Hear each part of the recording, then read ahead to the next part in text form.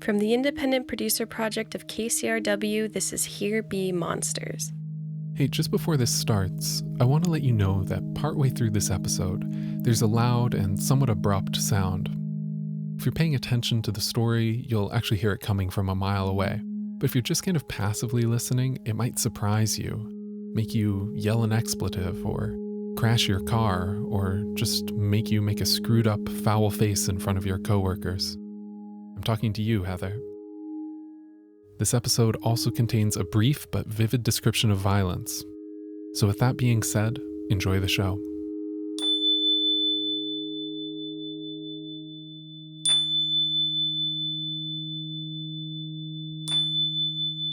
Okay, uncrossed, no crossed legs, no crossed hands, no crossed anything.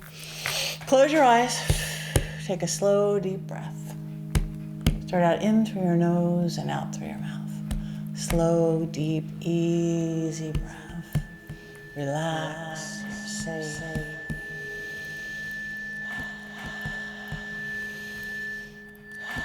Both of your auras are, my God, beautiful. What was that experience like for you? You were holding the microphone during the interview. I mean, my arm got tired. Just holding it. At first, it was like I was just a bystander and holding it up, and you two were talking. But then it kind of, when it switched to being the interactive, I guess. What was it called? It's called astral projection. Astral projection, astral journey. Then it was much more of like we were all in it together. I actually really didn't think you were going to become a part of the story.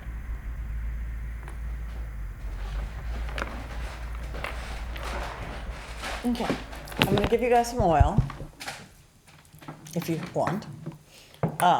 This is to help open up all your senses, all 6 senses. Put a little bit right where your head bends, because that's a portal, energy portal. That's why, like, when you pray, you bow your head to open up that portal for spirit.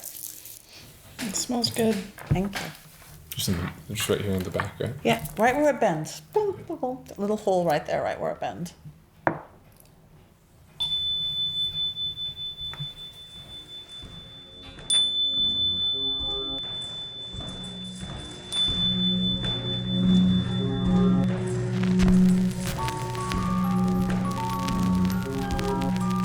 Here Be Monsters, the podcast about... We're literally going to step out of our body. 1, 2, 3. Step out. The podcast about... The unknown.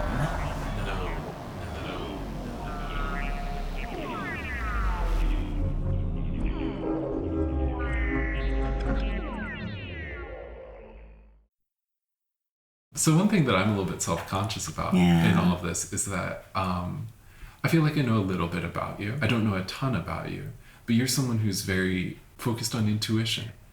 I feel like you probably know a lot about me and Lenae. And I'm curious to know what your intuition has told you about us. Okay, for you, really deep soul. Actually, you're probably a very old soul. There's this beautiful depth that you're really just coming into your own with.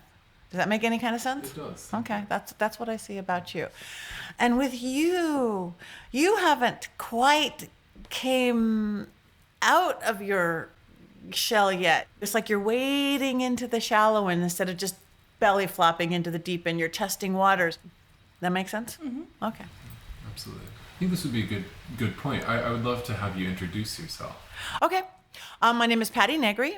I live in Los Angeles, Hollywood, actually. I am a psychic medium, and I'm also a magical practitioner or a witch. I'm a good witch. I don't worship the devil or turn people into frogs, but I do believe in magic. And I do completely believe that we can be the architects of our life, that we can change and shift and literally move fate. And that's magic. When I was 2 or 3, I remember talking to beings and entities. There was one that lived in the closet and under the bed, all the things that people imagine little kids. I just knew things. I would go out in my little suburban backyard and be working with herbs and oils and things and making potions and coming up with chants and sounds and verbal and vocal.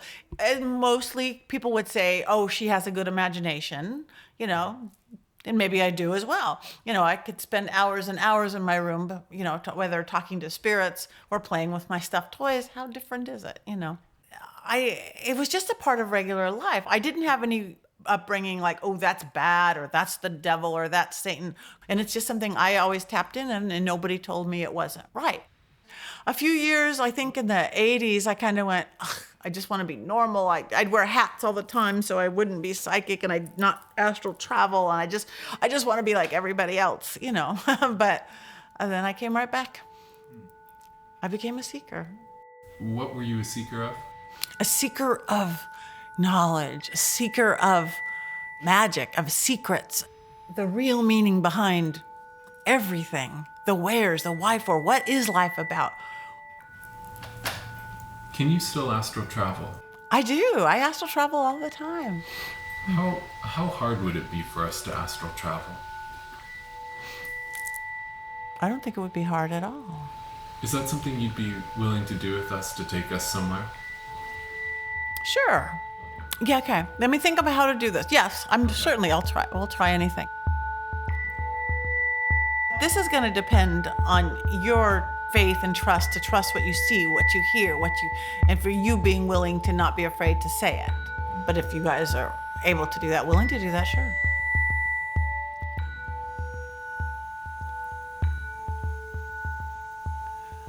Would you go to a psychic? I don't think I would pay for one. I mean, I'm too broke to pay for one. I mean, I didn't think she was like trying to trick us or anything either. It was a very like, I just felt like she was very in touch with her intuition, and that's kind of what it was. Picking up on like subtle cues.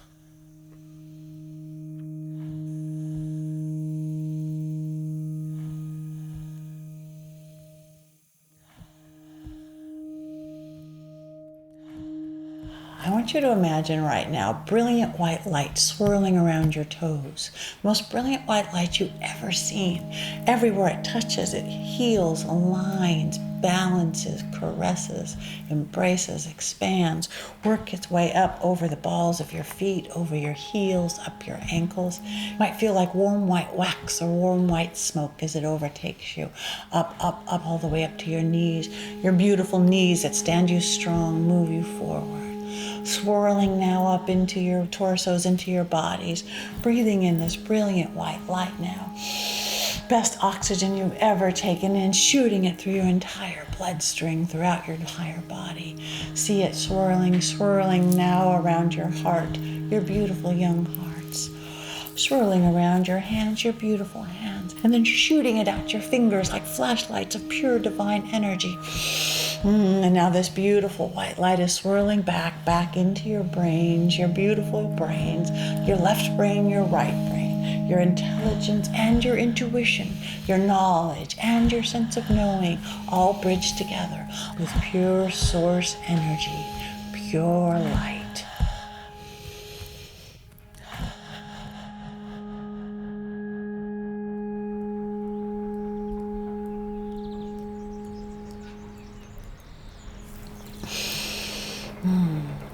I want you guys to picture yourself standing on a mountain now, a beautiful mountain.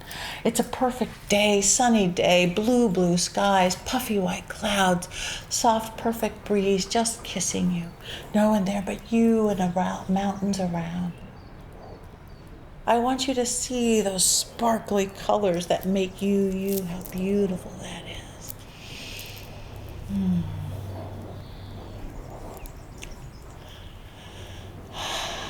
And before we even travel, we're going to come outside of our body. Everybody knows how to astral travel a little bit, but we're really going to do it. On the count of 3, we're literally going to step out of our body. 1, 2, Breathe. Step out.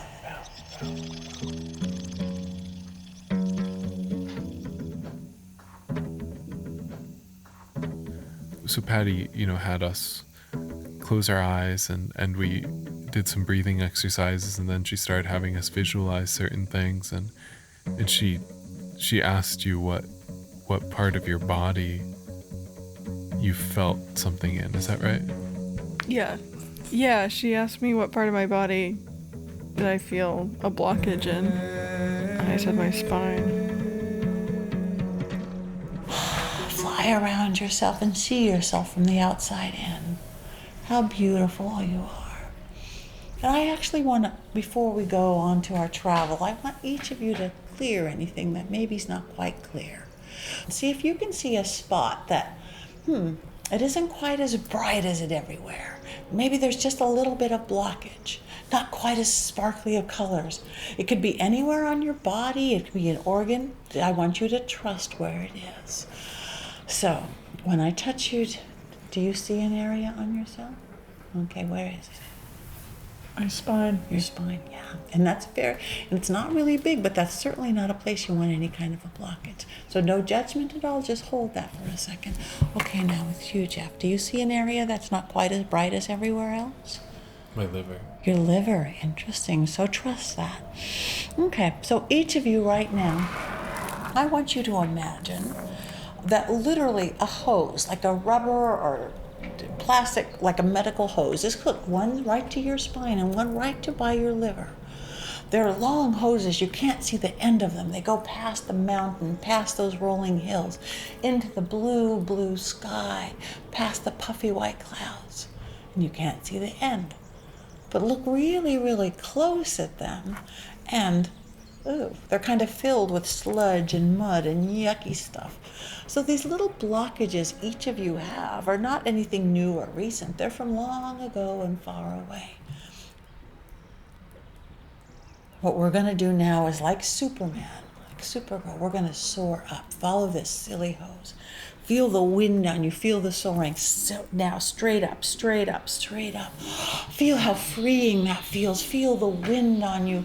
Feel how good that feels, flying further and further away from the top of the mountain. Look down every once in a while. See how beautiful you are. See that glowing white of divinity around you. See those sparkling colors of your essence, your personality, your knowledge. As you're getting farther and farther, flying through the veil, up past those hills, into the blue, blue skies, through the puffy white clouds, around the puffy white clouds, and we get past that last puffy white clouds, and there's a big bubble. There's kind of a very big bubble. It's a little foggy. You've got to get very close inside.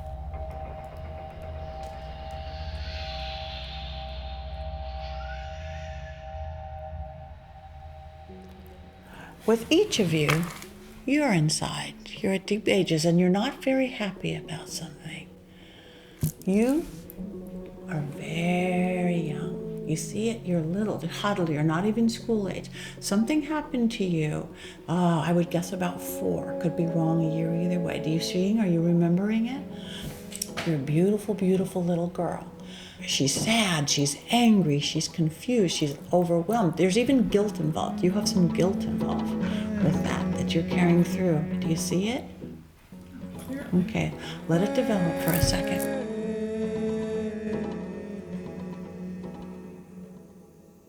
Like, I thought this was just going to be kind of fun, like let's travel to somewhere. And I suddenly realized that we were in a situation that I actually had no preparation for, which was I had my eyes closed, but suddenly I realized when you talked that your eyes were closed but not dry. Mm-hmm. She was the one who suggested that it was an early trauma when I was around 4 years old, give or take a year. And before she even said that, I was kind of like tearing up. And I wasn't sure what to do in that situation because we hadn't discussed anything like this. What do you mean? Like, you became a participant in the story in a way that you hadn't necessarily signed up for.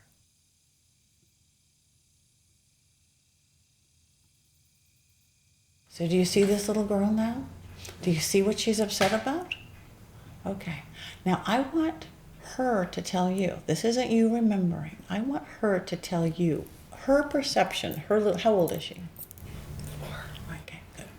I want her to tell you in her 4-year-old mentality, her 4-year-old maturity level, her 4-year-old understanding, her perception of what she said about. I want you to just hear it now. Yeah. Just scary. And I know. It's very scary. He was my responsibility, and I didn't. It's okay. It's okay. It was my fault. Okay. It was her fault. That's all the things she's thinking right now. It was my fault, and I was a coward and I ran away. Okay. All right. I want you to grab her into your arms. Let her know she's perfect. She's just a perfect little girl. And more than anything. She's not. Yes, she is. She's a little girl. That's all she is. Let her know she's safe and she's loved and she's worthy of love. Bring that wise self out in you. Let her know that. Soothe her. She's scared to death inside of you. Be the wise woman you are and let her know it is not her fault. Caress her, hold her, hug her. Make her smile. Say whatever you have to make her smile.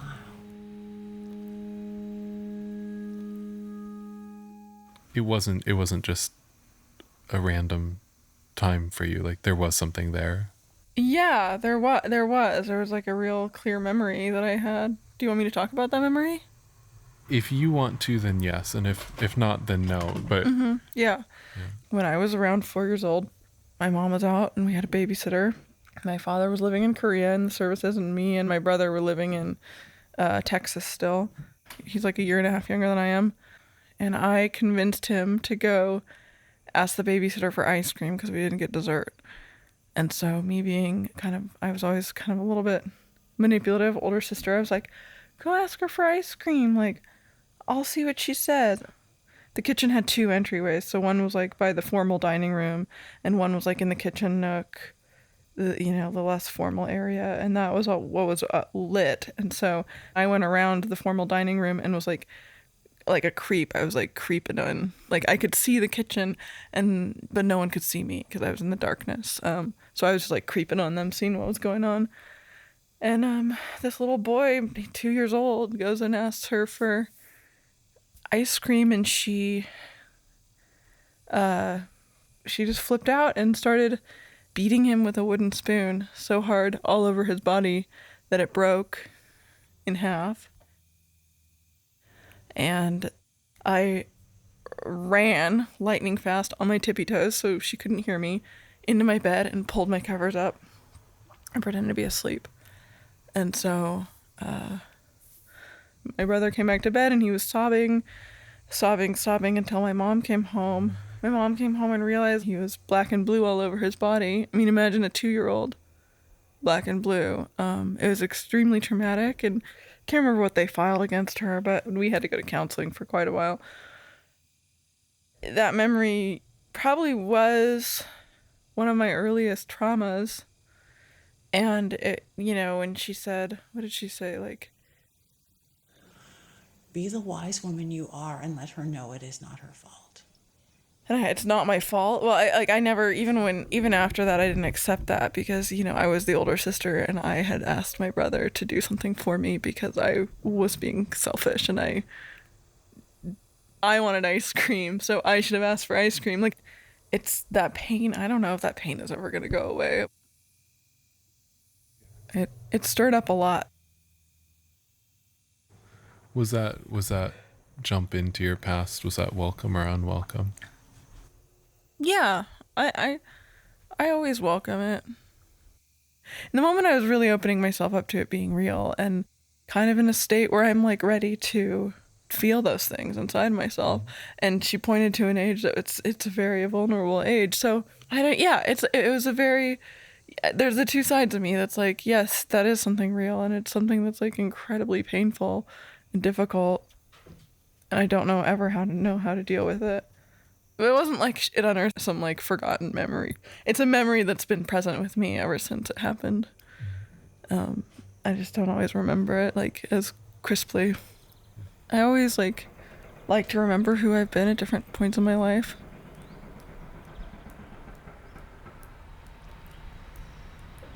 So both of you, I want you to dive back into the sky. Dive, dive, dive. And now we're going to land back at that mountain. And again, just because, especially for you, I want to cut these cords. So I want us to step back inside of our body.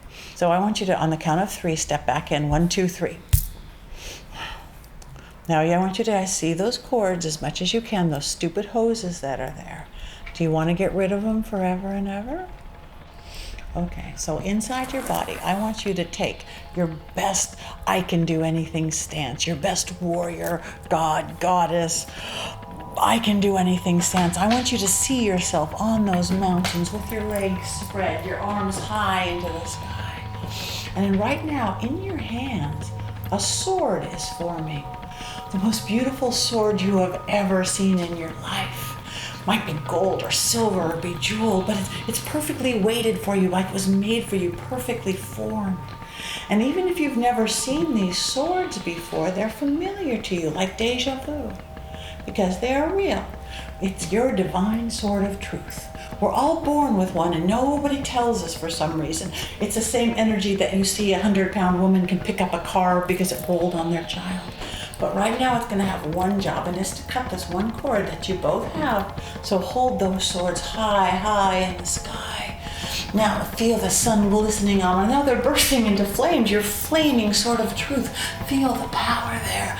But right now these flaming swords of truth have one job, one thing to do, and that is to cut through these tubes that you've been carrying with you for so long, for you for lifetimes. So on the count of 3, with every bit of desire, every bit of passion, every bit of visualization that you can master, in one full ninja mood, you're going to cut through those swords forever and ever and ever. Hold them high. We're going to hear that gong again. On the count of 3, here we go. Your flaming sword of truth. 1, 2, 3.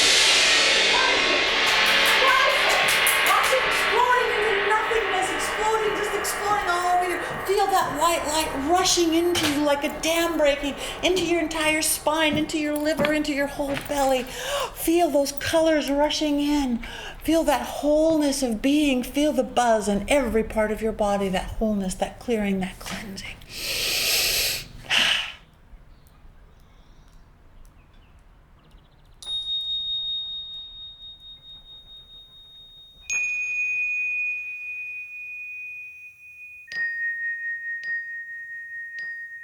Did Patti change your opinion of psychics at all or not?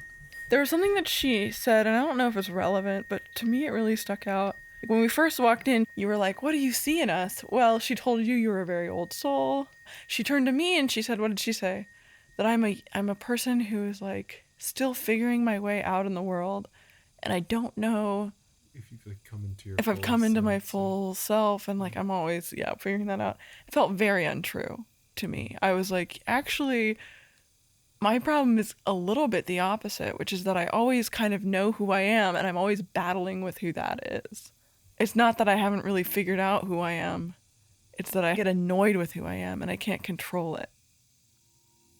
At the end of the astral projection, she said that I was very empathic. And the thing that I need to figure out is what emotions I'm taking on that are my own and which aren't. That is very true for me. Like, I felt like that was, like, I would replace her initial reaction to me with that. Beautiful place.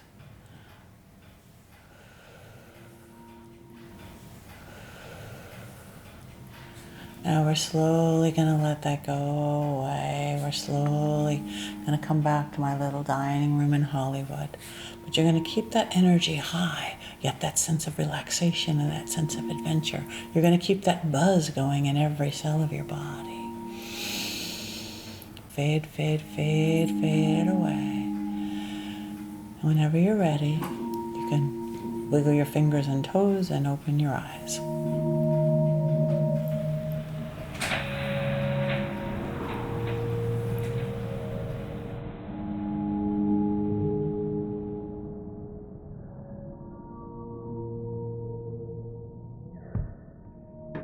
Patti Negri is the Senior Vice President of the American Federation of Certified Psychics and Mediums. She also co-hosts her own podcast. It's called Cosmic Truth, and she regularly appears on television programs such as ABC's Wipeout, Mansion Hunters, and a program about spectrophilia called Ghostly Lovers. Actually, Patti does this and a lot more, and I could keep listing her projects all day. So instead, just head over to our website, where we have links to all of her projects, all of the aforementioned videos, and a bunch of pictures I took of Patti holding dowsing rods in her house. Oh, and her Amazing Race audition tape, which is wonderful. We're at HBM054.com. Lenae Day helped record this episode, and she also became an unwitting subject of it. Lenae is a performance artist living in Los Angeles. She's also the co-creator of KLAM Radio, a new podcast in the form of a public radio station broadcasting out of a fictional desert casino town. KLAM Radio is great. We have links to Lenae and KLAM on our website. We also talked a little bit about astral projection in this episode, but didn't really go through the nuts and bolts of how it works. So on our website, we also have an explainer about astral travel and a related phenomenon called remote viewing. Did you know that the US military hired psychics during the Cold War? Check it out. Again, we're at hbmpodcast.com. This episode of Here Be Monsters was produced by me, Jeff Emtman, along with help from Bethany Denton and our editor at KCRW, Nick White. Music on this show came from The Black Spot and Lucky Dragons. And a big thank you to HBM listener Cynthia, who sent us an email to tell us about Patti. Oh, and here's a bit of great news. If you requested a Here Be Monsters bleached t-shirt, Bethany and I probably made yours yesterday. So we'll send you an email very shortly. Here Be Monsters is a part of the Independent Producer Project from KCRW. Thanks for listening. More episodes soon.